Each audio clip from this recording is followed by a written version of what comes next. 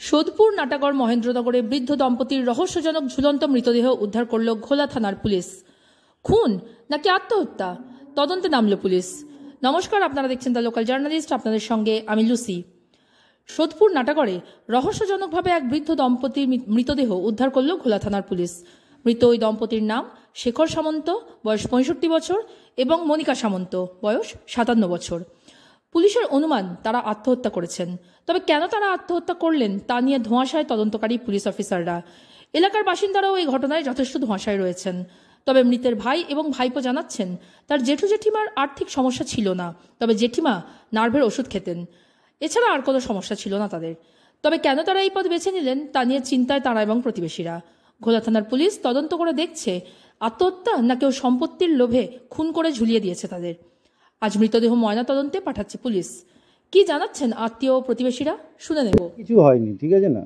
এই পুরো ঘটনাটা আমার মনে হয় মানসিক দ্বন্দ্ব থেকেই এই ঘটনাটা ঘটেছে, ঠিক আছে। বহুদিন ধরেই অসুস্থ ছিল, অনেক দিন ধরেই হসপিটালে ভর্তি ছিল।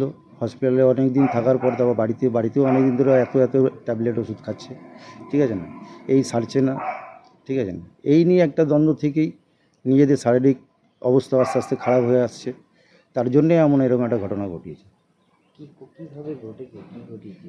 গলায় দড়ি দিয়ে সুইসাইড করেছে দুজনেই। দুজনে বলতে কে? আমার দাদা আর বৌদি একসাথে। তারপর কি দেখলেন, কে দেখলো এসে? এটা আমার ছেলে দেখেছে ফার্স্ট টাইম। ওই যে দাঁড়িয়েছে ছেলে দেখে, আমি তো সামনে দোকানে ছিলাম, তারপর যে ও তো আমাকে যে জড়িয়ে ধরে কান্নাকাটি করতে শুরু করে দিয়েছে। যে প্রথমে তো দেখিনি দুজনকেই, প্রথমে দেখেছি শুধু হচ্ছে আমার বৌদিকেই, ঠিক আছে না। ঘরের এই পাশের ভেতরে, আমরা তো ঘরে এই সামনের দিকে দেখেছি, ঠিক আছে। দেখার পর আমরা দেখেছি যে বৌদি আছে এরকমভাবে ঝুলে, আমরা সোজা বাইরে চলে এসেছি। তো পরে 1-1.5 ঘন্টা পর আবার যখন চেক করেছি তখন দেখি দাদাও করেছে। কি করতেন দাদা? কি করতেন দাদা? এখন রিটায়ার ছিলেন, পোস্টাল লাইফ ইন্স্যুরেন্সে কাজ করতেন। কোনো সমস্যা ছিল? না, এমনি কোনো সমস্যা নেই, পারিবারিক কোনো সমস্যা ছিল না, ঠিক আছে না। আর্থিক সমস্যাও ছিল না, এমনি যা সমস্যা ছিল শারীরিক সমস্যা ছিল। আপনার নাম? আমার নাম সুনীল সামন্ত। আপনি কে হন? ভাই, ওই ছোটো ভাই। এই যে আপনাদের বাড়ির পাশে ঘটনাটা ঘটলো, কিভাবে ঘটলো আপনি? আমি সেটা বলতে পারবো না দাদা। আমি এই ভোরবেলায় দেখলাম অনেক লোকজন এসছে, তারপরে শুনলাম। কেননা 10:30টায় আমি শুয়ে পড়েছি কাজের থেকে এসে। আপনাদের তো প্রতিবেশী ছিল? হ্যাঁ ছিল, খুবই ভালো লোক, স্বামী স্ত্রী খুবই ভালো লোক। 3-4 দিন আগেও আমার সাথে বলে, শেখর ভালো আছো? আমি বলে হ্যাঁ। হঠাৎ করে এরকম? জানি না দাদা, সেটা বলতে পারবো না। এইটুক যতটুক মানে বলতে পারবো সেটুক বলে দিলাম না।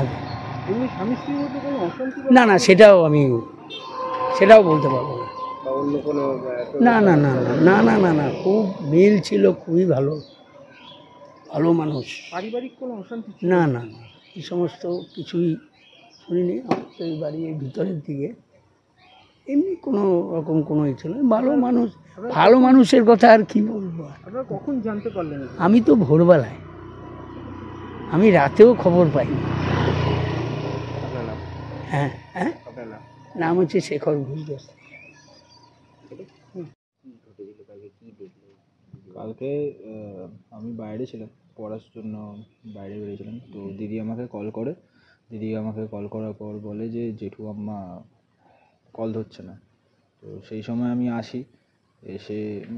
বাড়িতে আসি, এসে আমি বাড়িও ঢুকিনি, সাইকেলটা এখানে রেখে ভেতরে ঢুকি। একদম সব অন্ধকারই ছিল। নিজে ফ্ল্যাশ জ্বালিয়ে ঢোকার পরই এই ঘরটা সামনেই দেখতে পাই আম্মা আছে। তো তারপরেই আমি ঝুলন্ত অবস্থায় ছিল। কখন তখন কটা বাজে তুমি দেখলে যে এই ঘটনাটা ঘটেছে? আমাকে দিদি ওই ফোন করেছিল 8:30। আমি বাড়ি এসে তো আমি আর অত কিছু দেখতে পাইনি, হয়তো এটা 9:45 কি 9টা এরকম সামথিং হবে। এবার ঠিক জানি না, ওই মুহূর্তে গতকাল। দরজা আটকানো ছিল? না, কোনো দরজা আটকানো ছিল না, এইটাও ভেজানো ছিল। আর যেই ঘরে হয়েছে সেই ঘরের দরজা ভেজানো ছিল না, খোলাই ছিল, হাট করেই খোলা ছিল। ঘটনাটা ঘটেছে তখন কেউ ছিল না বাড়িতে? না, কেউ ছিল না।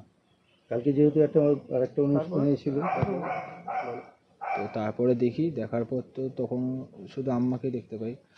তো তারপরে বাবাকে ডাকি ছোটাছুটি করে, তারপর বাবার সাথে মানে বাবা দেখে, তারপর অনেক পরে গিয়ে জেঠুর ঝুলন্ত দেহ দেখতে পাই। ব্যাস, এতটাই। কি কারণে হয়েছে এরকম কিছু জানতে পেরেছো, মানে কি কারণ ছিল এরকম কিছু? কিছু কারণ না, আম্মা মেডিসিন খেত, কিসের নার্ভের রোগ ছিল, তাই নার্ভের রোগ জন্য ছিল? হ্যাঁ নার্ভের রোগে ছিল, মেডিসিন খেত। জেঠুরটা তো বলতে পারছি না, শুধু আম্মা জানতাম যে একটুখানি নার্ভের রোগী ছিল। জেঠুরটা আমরা নিজেরাও জানি না কেন। এরকম একটা মর্মান্তিক ঘটনা হয়েছে পরিবারে, এরকম কি আন্দাজ করতে যে এরকম কেন হতে পারে, কারণটা কি আর অন্য কারণ থাকতে পারে? না সেরকম তো আমার মাথায় সেরকম আসছে না, অনেক দিন ধরেই হয়তো অনেক কিছু ভাবনা চিন্তা, মানসিক রোগটাই, তো সেই বুঝেই হয়তো কিছু হয়েছে। আমি ঠিক এটা বলতে পারবো না, যে করেছে তার উপর। তোমার নাম? আমার নাম সৃজন সামন্ত। যে মারা গেছে সে তোমার কে হয়? আমার জেঠিমা, জেঠিমা জ্যাঠার নাম কি? শেখর সামন্ত, আর জেঠিমা? মনিকা সামন্ত।